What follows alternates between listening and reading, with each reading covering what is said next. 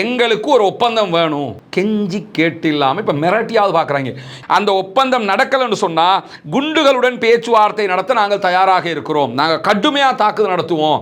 And already தாக்கி அடி வாங்கி நிற்கும் போது தான் என்ன சொல்கிறாங்கன்னு கேட்டால், நாங்கள் தொடர்ந்து தாக்குதல் நடத்துவோம், எங்களோட நீங்கள் பேச்சுவார்த்தைக்கு வந்தே ஆகணும் அப்படின்னு சொல்லி எப்படியா அந்த யுத்தத்தை விட்டு ஓடுறதுக்காக இந்த மாதிரி வழிமுறைகளை அவர்கள் பார்க்கக்கூடிய நேரத்தில் தொழுகை நடத்துவதற்கு கிட்டத்தட்ட 31 நாட்களாக இஸ்ரேல் தடை விதித்திருக்கிறது. பெருநாள் தொழுகை கூட மசூத் அக்ஸாவுக்குள்ள நடத்த முடியலை.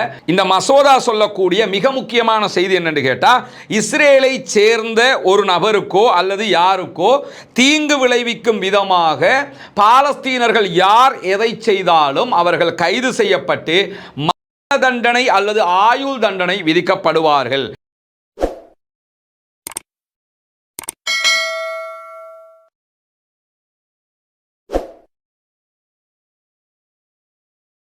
அன்பிற்கினிய சகோதர சகோதரிகளே, நம் அனைவர் மீதும் ஏக இறைவனுடைய அமைதியும் கருணையும் உண்டாகட்டுமாக என்கிற உயரிய பிரார்த்தனைகளோடு பாலஸ்தீன மீதான இஸ்ரேலிய ஆக்கிரமிப்பு இராணுவத்தினுடைய 2 ஆண்டு கால யுத்தம் தற்போது யுத்த நிறுத்தமாக மாற்றப்பட்டு இன்றோடு 172வது நாட்களை நாம் தாண்டி கொண்டிருக்கக்கூடிய இந்த சூழலில் ஈரான் மீதான ஒரு உச்சகட்ட யுத்தத்தை அமெரிக்க இஸ்ரேலிய கூட்டு ஆக்கிரமிப்பு படைகள் நடத்தி கொண்டிருப்பது நமக்கெல்லாம் தெரியும். இந்த தாக்குதல்களில் ஈரான் மீது மிக கடுமையான தாக்குதல்களை இந்த 2 தரப்பாரும் நடத்துகிறார். அதே நேரம் ஈரானும் கடுமையான பதிலடி தாக்குதல்களையும் நடத்தி கொண்டிருக்கிறது. 1 மாதங்களை தாண்டியும் ஈரானை தோற்கடிக்க முடியாமல் தடுமாறுகிறார் ட்ரம்ப் என்கிற செய்திகள் தொடர்ந்து நீங்கள் பார்க்கக்கூடிய ஒன்றாக இருக்கிறது. இப்படியான சூழலில் ஸ்பெயினுடைய பிரதமர் 2-3 நாட்களுக்கு முன்பதாக சுட்டிக்காட்டிய ஒரு செய்தி தான், ஈரான் மீதான இந்த யுத்தமே பாலஸ்தீனம் தொடர்பான முக்கியமான செய்திகளை மறைப்பது தான் இஸ்ரேலிய அமெரிக்காவினுடைய நோக்கம். உலகம் முழுவதும் பலஸ்டைன் மேலே ஒரு ஈர்ப்பு இருக்கிறது, பலஸ்டைனை தனிநாடாக ஆக்கணும், பாலஸ்தீனம் பாலஸ்தீனர்களுக்கு சொந்தமானது என்கிற எண்ணப்பாடுகள் உருவாகி இருக்கக்கூடிய சூழலில் அதை மழுங்கடிக்க செய்ய வேண்டும் என்றால் ஈரான் மீது அட்டாக் பண்ணணும். ஈரான் மீது அட்டாக் பண்ணுகிற நேரங்களில் தேவையான வேலையை பார்த்துக்கணுங்கிறது தான் இந்த யுத்தத்தின் நோக்கம் என்பதை மிக தெளிவாக துல்லியமாக சொன்னவர் தான் ஸ்பெயினுடைய பிரதமர். அதே வழியில் நீங்கள் பார்த்தீங்கன்னா தற்போது இந்த ஈரான் இஸ்ரேல் வாருக்கு நடுவில் இஸ்ரேல் மிக முக்கியமான சில சட்டங்களை பாலஸ்தீனர்களுக்கு எதிராக இஸ்ரேலுடைய பாராளுமன்றத்திலே கொண்டு வந்து கொண்டே இருக்கிறது. இஸ்ரேலுங்கிறது பலஸ்டைனை அபகரித்து உருவாக்கப்பட்ட ஒரு நாடுங்கிறது உலகத்துக்கே தெரியும். பாலஸ்தீனர்கள் தான் அந்த நாட்டுக்கு சொந்தக்காரர்கள். ஆனால் அவர்களுக்கு எதிராக தண்டனை விதிக்கக்கூடிய ஒரு அகோரமான சட்டத்தை அவர்கள் திங்கட்கிழமை அவர்களுடைய பாராளுமன்றம் நெசட்டில் அவங்க பாஸ் பண்ணி இருக்கிறாங்க. 62 ஆதரவு வாக்குகளும் 48 எதிர்ப்பு வாக்குகளும் இதிலே பங்களிப்பு செய்திருக்கிறார். அதே நேரம் அரபு துரூஸ் இனத்தைச் சேர்ந்த 3 பேரும் இந்த மசோதாவுக்கு ஆதரவாக வாக்களித்திருக்கிறார்கள் என்கிற செய்திகள் வெளியாகி இருக்கிறது. குறிப்பாக இந்த மசோதா சொல்லக்கூடிய மிக முக்கியமான செய்தி என்னன்னு கேட்டா, இஸ்ரேலை சேர்ந்த ஒரு நபருக்கோ அல்லது யாருக்கோ தீங்கு விளைவிக்கும் விதமாக பாலஸ்தீனர்கள் யார் எதை செய்தாலும் அவர்கள் கைது செய்யப்பட்டு தண்டனை அல்லது ஆயுள் தண்டனை விதிக்கப்படுவார்கள். இஸ்ரேல் நாடு இருக்கக்கூடாது, இது எங்க நாடு என்று யாராவது வாதிட்டால் அவர்களும் பாலஸ்தீனர்களாக இருந்து இஸ்ரேல் இருக்கக்கூடாது, இஸ்ரேல் எங்களுக்குரியது என்று சொன்னால் அவர்கள் கைது செய்யப்பட்டால் அவர்களுக்கும் தண்டனை அல்லது ஆயுள் தண்டனை விதிக்கப்பட்டு அவர்கள் சட்டத்தின் முன் தீர்ப்பளிக்கப்படுவார்கள் என்கிற செய்திகள் தான் சுருக்கமாக இந்த சட்டத்தில் தெரிவிக்கப்பட்டிருக்கக்கூடிய நிலையில் இதனுடைய இன்னும் ஒரு மறுபக்கமும் அதே சட்டத்தில் சொல்லப்படுகிறது. ஒரு இஸ்ரேலிய குடிமகனை, இஸ்ரேலில் இருக்கக்கூடிய ஆக்கிரமிக்கப்பட்ட பாலஸ்தீனத்துக்குள்ள இருக்கக்கூடிய ஒருவனை பாலஸ்தீனத்தை சேர்ந்த யாராவது கொன்றுவிட்டால் அவர்களுக்கு மரண தண்டனை விதிக்கப்படும். ஆனால் பாலஸ்தீனத்தை சேர்ந்த ஒருவரை இஸ்ரேலை சேர்ந்த யாராவது கொன்றால் அவர்களுக்கு எந்த தண்டனையும் விதிக்கப்படாது. பலஸ்டைன் மக்களை இஸ்ரேல்காரன் கொண்டுட்டான்னா எந்த தண்டனையும் அவங்களுக்கு கிடையாது. ஆனால் இஸ்ரேல்காரனை பலஸ்டைன்காரன் யாராவது கொண்டுட்டாங்கன்னு சொன்னால் அவர்களுக்கு மரண தண்டனை விதிக்கப்படும் என்பதுதான் இந்த மசோதாவில் பாஸ் ஆகியிருக்கக்கூடிய செய்தியாக இருக்கிறது. எனவே தொடர்ந்து அப்பாவி பாலஸ்தீன மக்களுக்கு எதிராக இந்த மாதிரியான அநியாயமான சட்டங்களை அவர்கள் கொண்டு வருகிறார்கள்.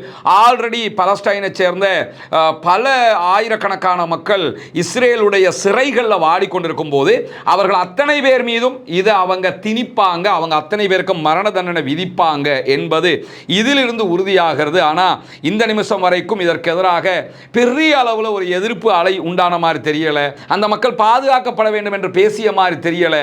கண்டன அறிக்கைகள் கூட நீங்கள் பெரிய அளவில் பார்த்துருக்க மாட்டீங்க. ஒரு ஒதுக்கப்பட்ட மக்களாக பாலஸ்தீன அப்பாவிகள் இருக்கிறார்கள். இந்த இடம்தான் பாலஸ்தீனர்களும் முழு உலகமும் ஈரானுக்கு ஆதரவாக நிற்கக்கூடிய புள்ளியாக இருக்கிறது. ஏன்னா இஸ்ரேல்காரன் பலஸ்டைனில் அவ்வளோ அநியாயம் பண்ணும்போது இந்த அரபு நாட்டுக்காரங்க அத்தனை பேரும் பார்த்துக்கிட்டு அமைதியாக இருக்கும்போது ஈரான்காரங்க மட்டும்தான் வந்து பாலஸ்தீனத்துக்கு ஆதரவாக நின்னாங்க. எனவே இந்த யுத்தத்தில் நாங்கள் ஈரான் பக்கம் நிற்கிறோம். மார்க் அடிப்படையில் நம்ம ஈரான் பக்கம் தான் நிற்கணும். அது தனியாக நம்ம விளக்கிட்டோம் தனி வீடியோவில். அதே நேரம் யதார்த்தபூர்வமாகவும் நாம் ஈரான் பக்கம் தான் நிற்க வேண்டும் என்பதை உணர்த்துகிற செய்தியாக இந்த செய்திகளும் இருக்கக்கூடிய சூழலில் தான் புனிதமிக்க மஸ்ஜிதுல் அக்ஸா, இது அங்கே இருக்கக்கூடிய ஒரு டூம், இது யதார்த்தமான மஸ்ஜிதுல் அக்ஸா இது கிடையாது. மஸ்ஜிதுல் அக்ஸா கருப்பு கலரில் இருக்கக்கூடிய பெடின் இருக்குமா இல்லையா, அது அந்த மஸ்ஜிதுல் அக்ஸா, இதெல்லாம் மஸ்ஜிதுல் அக்ஸாவினுடைய வளாகத்தை சேர்ந்த டூம்களாக இருக்கிறது. மஸ்ஜிதுல் அக்ஸாவுக்குள்ள தொழுகை நடத்துவதற்கு கிட்டத்தட்ட 31 நாட்களாக இஸ்ரேல் தடை விதித்திருக்கிறது. பெருநாள் தொழுகை கூட மஸ்ஜிதுல் அக்ஸாவுக்குள்ள நடத்த முடியலை. 31 நாட்களாக இஸ்லாமியர்களுடைய 3வது புனித தலம் மூடப்பட்டிருக்கிறது. யாராவது இதை பற்றி பேசி பார்க்குறீங்களா? அல்லது எந்த அரபு நாடாவது கண்டித்து பார்க்குறீங்களா? எந்த அரபு நாட்டுக்காவது கண்டிக்கிற திராணி இருக்குதுங்கிறதாவது நம்ம ஒத்துக்கொள்ள முடிகிறதா? எதையுமே பார்க்க மாட்டாங்க. இப்போ எல்லாம் அவங்களுடைய எண்ணமே என்னன்னு கேட்டால் நம்மளை நம்ம எப்படி பாதுகாத்துக்கிறது, அமெரிக்காக்காரன் நம்பி நின்று மாட்டிக்கிட்டோம் அந்த இடத்துல நிற்கிறாங்களே தவிர 32 நாட்களாக 31 நாட்களாக இன்றைக்கு மஸ்ஜிதுல் அக்ஸா மூடப்பட்டிருக்கிறது. அதற்கான தொழுகை நடத்துவதற்கான அனுமதி கொடுக்கப்படவில்லை. வெளியில தான் தொழுது கொண்டிருக்கிறார்கள். அந்த மக்களுடைய ஈமானுக்கு அல்லாஹு தஆலா இன்னும் உறுதியை கொடுக்க வேண்டும். என்னன்னா என்ன தடை விதிச்சாலும் சுட்டாலும் என்ன செஞ்சாலுமே அந்த மக்கள் பள்ளியை நோக்கி போய்கொண்டே இருக்கக்கூடிய சூழலில் தான் மஸ்ஜிதுல் அக்ஸா பள்ளியை இடிக்க வேண்டும் என்று சொல்லக்கூடிய யூத குழுக்கள் இருக்கிறாங்க. மஸ்ஜிதுல் அக்ஸா ஃபுல்லா உடைச்சிட்டு அந்த இடத்துல சிலையை நிறுவ வேண்டும் என்கிற தேவையில் பல பிரச்சார குழுக்கள் யூத குழுக்கள் இருக்கிறார்கள். அந்த எண்ணத்தில் அவங்க போய்கிட்டே இருக்கிறாங்க. அந்த மாதிரியான குழு என்ன பண்ணுதுன்னு கேட்டால் பாஸ்கா என்கிற அவர்களுடைய பண்டிகையை நடத்த வேண்டும் அந்த பகுதிகளில் என்று கோரிக்கை விடுத்திருப்பது மட்டுமல்லாமல் பாஸ்காவில் அவங்க பலி சடங்குகளை செய்வாங்க அவங்க மத அடிப்படையில். அந்த பலி சடங்குகளையும் மூடப்பட்டிருக்கக்கூடிய மஸ்ஜிதுல் அக்ஸாவுக்கு உள்ள செய்யணும் அப்படிங்கிறதுல உறுதியாக இருக்கிறாங்க. ஏப்ரல் மாதம் 2 தொடக்கம் 9 வரைக்கும் உண்டான 8 நாட்கள் விடுமுறை நாட்கள். அந்த நாட்கள் தான் பாஸ்கா பண்டிகை என்று யூதர்கள் கொண்டாட இருக்கிறார்கள். அந்த நேரத்தில் மஸ்ஜிதுல் அக்ஸாவை எங்களுக்கு திறந்து தரணும், அதுக்குள்ள நாங்கள் எங்கள் மத வழிபாட்டை நடத்தி அறுக்கணும், நாங்கள் பலியிடணும் என்கிற கோரிக்கைகளையும் விடுத்திருக்கிறார்கள். இவ்வளவு அநியாயத்துக்கு மேலே அநியாயம், முஸ்லீம்களுடைய புனித தலம் கைப்பற்றப்பட்டு இவ்வளோ அநியாயம் பண்ணப்படுகிறது. எல்லாருமே பார்த்துக்கிட்டு தான் இருக்கிறாங்கிறது தான் மிக கவலையான ஒரு விஷயம். அல்லாஹ்வினுடைய புனிதமிக்க 3வது பள்ளிவாயல், அதற்காக அல்லாஹ்விடத்தில் பிரார்த்தனை செய்யுங்கள். அல்லாஹ்வுடைய ஆலயத்தை அல்லாஹு தஆலா பாதுகாக்க வேண்டும் என்கிற உயரிய பிரார்த்தனைகளோடு இன்றைய நாள் அமெரிக்காவினுடைய சென்ட்காமினுடைய பொறுப்பாளராக இருக்கிற, அதே நேரத்தில் பென்டகனுடைய மிக முக்கிய பொறுப்பாளராக இருக்கக்கூடிய ஹெக்ஸத் ஒரு பத்திரிகையாளர் மாநாட்டை நடத்தி இருக்கிறார். அமெரிக்காவினுடைய இந்த வார் தொடர்பான செய்திகளை சொல்லியிருக்கிறாரு. அதில் அவர் பேசும்போது என்ன சொல்றாருன்னு கேட்டால், ஈரானோட நாங்கள் பேச்சுவார்த்தை நடத்திக்கிட்டே இருக்கிறோம், அதே நேரத்தில் ஈரானுடைய பதட்டத்தை அதிகரிக்கும் விதமாக நாங்கள் இராணுவத்தையும் அங்கே களமிறக்கிக்கிட்டே இருக்கிறோம். இவ்வளவு நாளாக ஈரான் சொன்னதை அவரும் சொல்லியிருக்கிறார். பேச்சுவார்த்தைனா பேச்சுவார்த்தைன்னாங்க ஈரான், ஆனால் பேச்சுவார்த்தைன்னு சொல்லிக்கிட்டே இராணுவத்தை குவிச்சுக்கிட்டு இருக்கிறாங்க. மெரைன் படைப்பிரிவுகளை கொண்டு வந்து மத்திய கிழக்கில் நிலைநிறுத்தி இருக்கிறாங்கிறதெல்லாம் தெரியும். இன்றைக்கு துபாயில் இருக்கக்கூடிய அமெரிக்காவினுடைய போர்ட்டில் அமெரிக்காவினுடைய புதிதாக வந்து சேர்ந்த தரைப்படையினரை போய் சந்தித்து பேசுகிற நேரத்தில் தான் இந்த செய்திகளை அவர் சொல்லியிருக்கிறார் என்கிற செய்திகளை நம்ம பார்க்க முடியும். இதே நேரத்தில் இராணுவ பதட்டத்தை அதிகரிக்கிற சாத்தியத்தை அமெரிக்கா உறுதியாக வைத்திருக்கிறது அப்படின்னு சொல்லி ஹெக்ஸத் சொல்றாரு. நாங்கள் கண்டிப்பாக ஈரான் மேல இராணுவ தாக்குதல் நடத்துவோம், தொடர்ந்து நடத்துவோம் அப்படின்னு சொல்லக்கூடியவர். எங்களுக்கு ஒரு ஒப்பந்தம் வேணும், கெஞ்சி கேட்டு இல்லாமல் இப்போ மிரட்டியாவது பார்க்குறாங்க. ஈரான் வந்து எங்களோட ஒரு ஒப்பந்தம் பண்ணணும், ஏன்னா யுத்தத்தை இனிமேல் பண்ண முடியாது. யுத்தம் பண்ணுவோம்னு சொன்னதுக்கு யுத்தத்தில் வாங்குற அடியால் எங்களுக்கு ஒரு ஒப்பந்தம் வேணும், அந்த ஒப்பந்தம் நடக்கலைன்னு சொன்னால் குண்டுகளுடன் பேச்சுவார்த்தை நடத்த நாங்கள் தயாராக இருக்கிறோம், நாங்கள் கடுமையாக தாக்குதல் நடத்துவோம். அண்ட் ஆல்ரெடி தாக்கி அடி வாங்கி நிற்கும் போது தான் என்ன சொல்கிறாங்கன்னு கேட்டால், நாங்கள் தொடர்ந்து தாக்குதல் நடத்துவோம், எங்களோட நீங்கள் பேச்சுவார்த்தைக்கு வந்தே ஆகணும் அப்படின்னு சொல்லி எப்படியா அந்த யுத்தத்தை விட்டு ஓடுறதுக்காக இந்த மாதிரி வழிமுறைகளை அவர்கள் பார்க்கக்கூடிய நேரத்தில் இன்றைக்கு இஸ்ரேலிய பிரதமர் பெஞ்சமின் நெத்தன்யாகு பேசுகிற நேரத்தில் என்ன சொல்றாருன்னு கேட்டா, ஈரானுடனான எதிர்கால ஒப்பந்தம் எதுவாக இருந்தாலும் லெபனானுக்கு அது பொருந்தக்கூடாது என்று நாங்கள் அமெரிக்காவிடத்தில் சொல்லிக் கொண்டிருக்கிறோம்ங்கிறாரு. ஈரானை பொறுத்தவரை மிக தெளிவாக சொல்லிட்டாங்க, யுத்த நிறுத்தம்னா ஈரான்லையும் யுத்த நிறுத்தம், லெபனான்லையும் யுத்த நிறுத்தம். அப்படித்தான் யுத்த நிறுத்தம் வரணும். ஏன்னா ஈரானுக்காக தான் லெபனான் வந்திருக்கிறாங்க. ஆனால் இஸ்ரேல் அதை விளங்கிக்கிட்டு தான் என்ன சொல்றான்னு கேட்டால், ஈரானோட யுத்த நிறுத்தம்னா ஈரானோட மட்டும்தான், லெபனானுக்கும் அது பொருந்தும் என்று யாரும் வந்துடக்கூடாது. ஆனால் ஈரானை பொறுத்தவரையில் நீங்கள் லெபனானுக்கும் சேர்த்து வரலன்னா நாங்கள் அட்டாக் பண்ணுவோம்னு நிற்கிறாங்க. இப்போ இது இஸ்ரேலுக்கு மிகப்பெரிய தலையடியாக மாறி இருக்கிறதுனால அதில் ஒரு பெரிய பயம் என்னடா, அமெரிக்காக்காரன் தப்பி ஓடுறதுக்காக வேண்டி உடனே லெபனானுடைய சேர்த்து யுத்த நிறுத்தம் ஆக்கிட்டு போயிட்டான்னு கேட்டால், லெபனானை நாங்கள் பிடிச்சிட்டோம் ஆக்கிரமிச்சிட்டோம்னு சொல்லி தேர்தலில் ஜெயிக்க முடியாமல் போயிருங்கிறதுனால இப்போவே அவர் அதை போட்டு வைக்கிறாரு. ஆனால் அமெரிக்கா இதுக்கு மாற்று கருத்தில் இருப்பது போன்ற செய்திகள் வெளியாக இருக்கிற அதே நேரத்தில் முக்கியத்துவம் வாய்ந்த ஹார்முஸ் ஜலசந்தியில் இருக்கக்கூடிய ஈரானுடைய கஷும் தீவில் அமைந்திருக்கக்கூடிய கடல் நீர் சுத்திகரிப்பு நிலையத்தின் மீது இன்றைக்கு இஸ்ரேலிய அமெரிக்க ராணுவம் தாக்குதல்களை நடத்தி இருக்கிறது. அந்த தாக்குதல்களில் குறித்த சுத்திகரிப்பு நிலையம் மொத்தமாக செயலிழந்திருக்கிறது என்கிறது தஸ்னீம் நியூஸ் ஏஜென்சி, ஈரானுடைய நியூஸ் ஏஜென்சி. அவங்க வெளியிட்டிருக்கக்கூடிய தகவல் இதை பார்க்க முடிகிறது. அதே நேரத்தில் ஈரானுக்கு எதிரான அமெரிக்க இஸ்ரேலிய தாக்குதல்கள் காரணமாக ஈரான் அதற்கு எதிரான பதிலடியை அமெரிக்க இஸ்ரேலிய தளங்கள் மீது நடத்தி வருகிற காரணத்தினால தொடர்ச்சியாக துபாயினுடைய பங்கு சந்தைகள் வீழ்ச்சி கண்டு கொண்டிருக்கிறது என்கிற செய்திகள் வெளியாகி கொண்டிருக்கிறது. இன்றைக்கு அல் ஜசீரா இந்த தகவல்களை வெளியிட்டிருக்கிறது.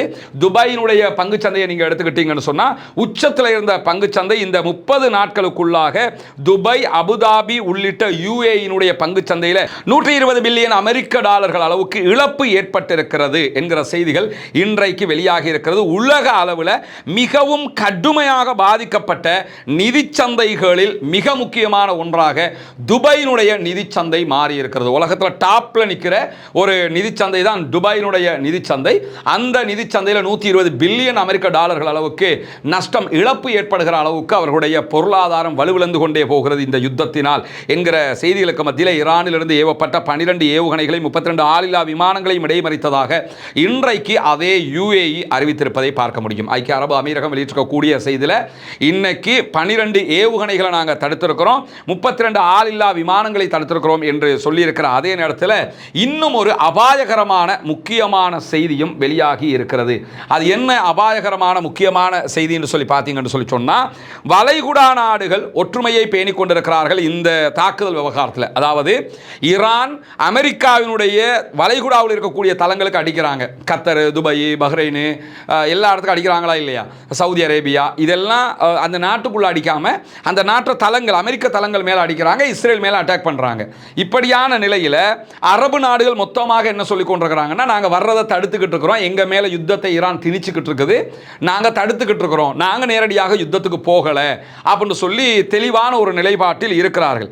இப்படி நிலைப்பாட்டில் இருக்கிற போது இன்றைக்கு இது தொடர்பாக அல் ஜசீராவுக்கு பேசியிருக்கக்கூடிய கத்தருடைய ஹமத் இப்னு கலீஃபா பல்கலைக்கழகத்தின் பொது கொள்கைகளுக்கான பேராசிரியர் சுல்தான் பராக்கத்ங்கிறவர் மிக முக்கியமான ஒரு செய்தியை போட்டு உடைத்திருக்கிறார். அதாவது இந்த அமைதி போங்கு என்பது நீடிக்கும் என்று நாங்கள் எடுத்துக்கிற முடியாது. குறிப்பாக வளைகுடா நாடுகள் எல்லாம் ஒற்றுமையாக இருந்தாலும் ஐக்கிய அரபு அமீரகமும் பஹ்ரைனும் இஸ்ரேலோடு அமெரிக்காவோடு இணைந்து ஈரானுக்கு எதிரான சண்டையில் பங்கெடுக்க வாய்ப்புகள் அதிகம் இருக்கிறது.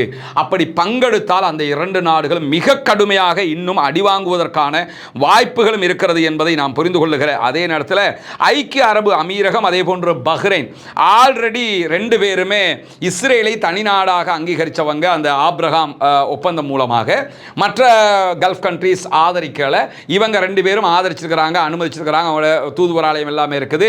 அதாவது யுஏஇன்னா இஸ்ரேல், இஸ்ரேல்னா யுஏஇ, பஹ்ரைன்னா யுஏஇன்னா பஹ்ரைன்ங்கிற அளவுக்கு அவர்களுடைய ஒற்றுமை பெரிய அளவில் ஓங்கி கொண்டிருக்கக்கூடிய சூழல்ல அவங்க மேலே தற்போது ஈரான் படுபயங்கரமான தாக்குதல்களை நடத்தி கொண்டே இருக்கிறது.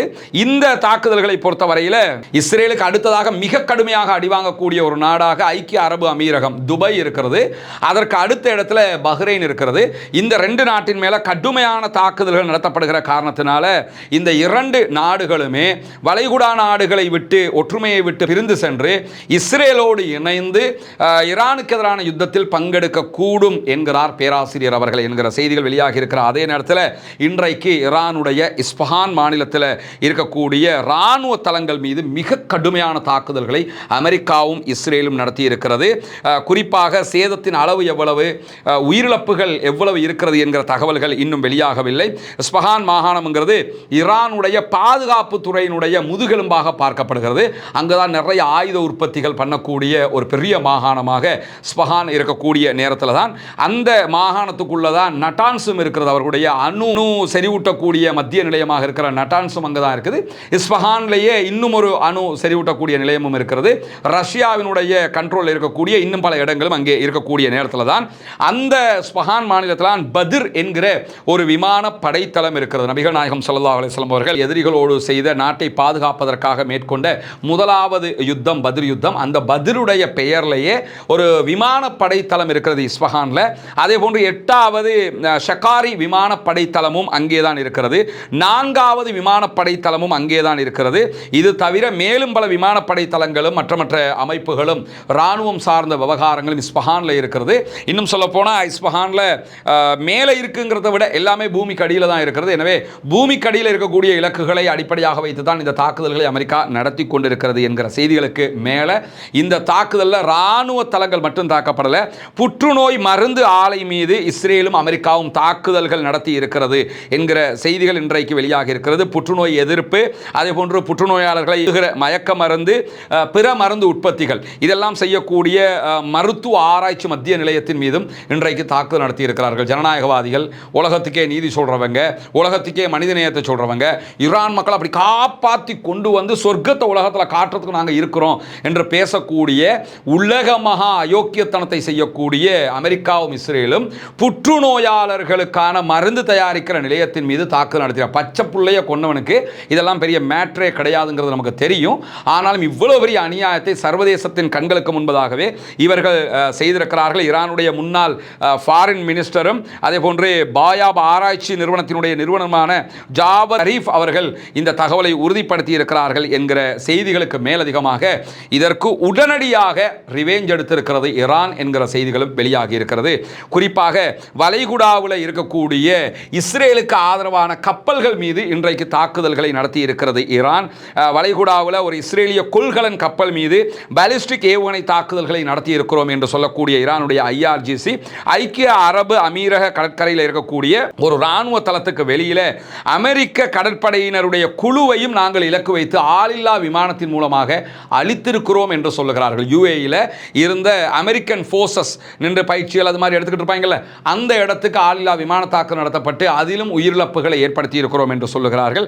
அதை தாண்டி பஹ்ரைனில் இருக்கக்கூடிய மனாமா விமான நிலையத்துக்கு அருகில் நிறுத்தப்பட்டிருந்த அமெரிக்காவினுடைய 5வது கடற்படையின் ஆளில்லா விமான எதிர்ப்பு அமைப்பை ஈரானுடைய ஆளில்லா விமானங்கள் அழித்திருக்கின்றன என்கிற செய்திகளுக்கு மேலதிகமாக குவைத்தில் இருக்கக்கூடிய ஒரு அமெரிக்க தளத்தில் இருந்த 2 மேம்பட்ட ரேடார் அமைப்புகளையும் ஆளில்லா விமானங்கள் அழித்திருக்கின்றன என்கிற செய்திகளும் இன்றைக்கு வெளியாகி இருக்கிறது. ரமதானுடைய மாதத்தில் நம்ம உங்களிடத்தில் மீண்டும் மீண்டும் வேண்டிக் கொண்டு வந்ததுதான் உங்களுடைய ஜகாத் மற்றும் சதகா நிதிகளை இலங்கையினுடைய கிழக்கு பகுதிகள் பொத்துவில்ல செய்து வரக்கூடிய இஸ்லாத்தை ஏற்றுக்கொண்ட சகோதர சகோதரிகளுக்கான வீடு கட்டும் கட்டுமான பணிகளுக்கு தந்து உதவுங்கள் என்று சொல்லி. ஏன்னா ஜகாத்தை பெறக்கூடிய தகுதி படைத்த 8 கூட்டத்தாரில் இந்த இஸ்லாத்தை ஏற்றுக்கொண்ட சகோதரர்களும் அடங்குகிறார்கள். அவர்கள் ஏழைகள் என்கிற காரணத்தினால அவர்கள் மிஸ்கீன்கள் அதே போன்று ஃபக்கீர்கள் பட்டியலையும் வருவாங்க. மொத்தத்தில் ஜகாத் பெறக்கூடிய 8 கூட்டத்தில் 3 கூட்டத்தினுடைய நன்மைகள் அவர்களுக்கு கொடுக்கக்கூடிய உதவிகளால் நமக்கு கிடைத்துவிடும் என்கிற செய்திகளை உங்களுக்கு நம்ம தொடர்ந்து சொல்லிக் கொண்டு வந்தோம். அங்குள்ள காட்சிகளையும் நம்ம காட்டியிருந்தோம்.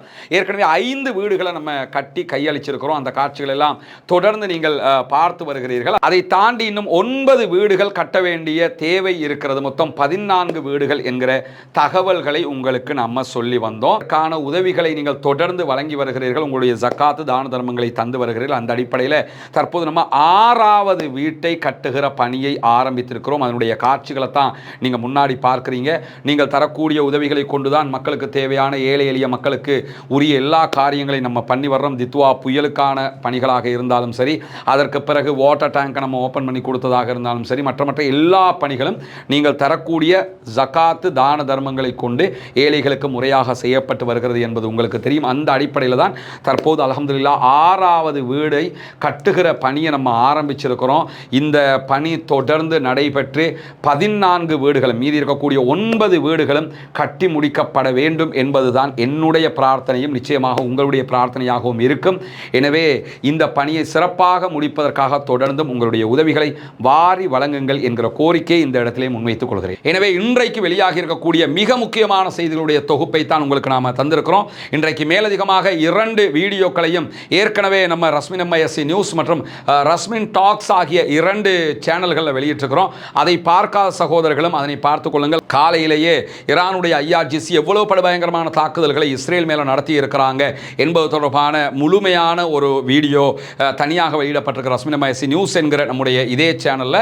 இதனால் ரஸ்மின் டாக்ஸ் என்கிற சேனலில் அமெரிக்கா தற்போது ஒரு திட்டத்தை கொண்டு வருகிறார். இந்த யுத்தத்தினுடைய முழு செலவையுமே அரபு நாடுகள் தான் எடுக்கணும்னு ஆல்ரெடி கம்ப கொடுத்து அடி வாங்கிட்டு இருக்கிறாங்க. அவங்க ஆல்ரெடி அங்கே அமெரிக்காவுடைய தளங்களை வச்சு அடி வாங்கினதுனால இப்போ உக்ரைன் காரணாவது எங்களை வந்து பாதுகாத்து தாங்கடா என்று சொல்லுகிற அளவுக்கு அவர்கள் சென்றிருக்கிறார்கள்.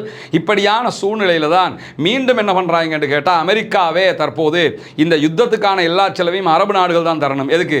இஸ்ரேலை பாதுகாக்கிறதுக்கு யுத்தம் பண்ணுறான். இந்த யுத்தத்துக்கான செலவு அரபு நாட்டுக்காரன் கொடுக்கணும். இவங்க கொடுக்க மாட்டாங்கன்னு நினைச்சிடாதீங்க. ஆல்ரெடி 1990களுக்கு பிறகு நடந்த வளைகுடா யுத்தத்தின் போது இவங்க 50 பில்லியனுக்கு மேலே கொடுத்தவங்க தான். எனவே இப்போதும் கொடுப்பதற்கான வாய்ப்புகள் நிறையவே இருக்கிறது என்கிற செய்திகளை தெரிவித்துக் கொள்கிறார். அதே நேரம் ஆக்கிரமிப்பாளர்கள் ஓய வேண்டும், ஆக்கிரமிப்புகள் நிறுத்தப்பட வேண்டும், ஈரானிய அப்பாவிகள் மீதான தாக்குதல்களும் ஆக்கிரமிப்புகளும் நிறுத்தப்பட்டு ஈரானிய அப்பாவிகள் மீதான ஆக்கிரமிப்பு தாக்குதல்கள் உடனடியாக நிறுத்தப்பட்டு லெபனானிய அப்பாவிகள் மீதான ஆக்கிரமிப்பு தாக்குதல்கள் உடனடியாக நிறுத்தப்பட்டு முழு மத்திய கிழக்கிலும் யுத்தங்கள் நிறுத்தப்பட்டு அமைதி திரும்ப வேண்டும் என்கிற பிரார்த்தனைகளோடு தொடர்ச்சியாக ஜனநாயக ரீதியாக ஆக்கிரமிப்பாளர்களுக்கு எதிராக குரல் எழுப்புவோமாக. வாஹ் தஅவானா அல்ஹம்துலில்லாஹி ரப்பில் ஆலமீன்.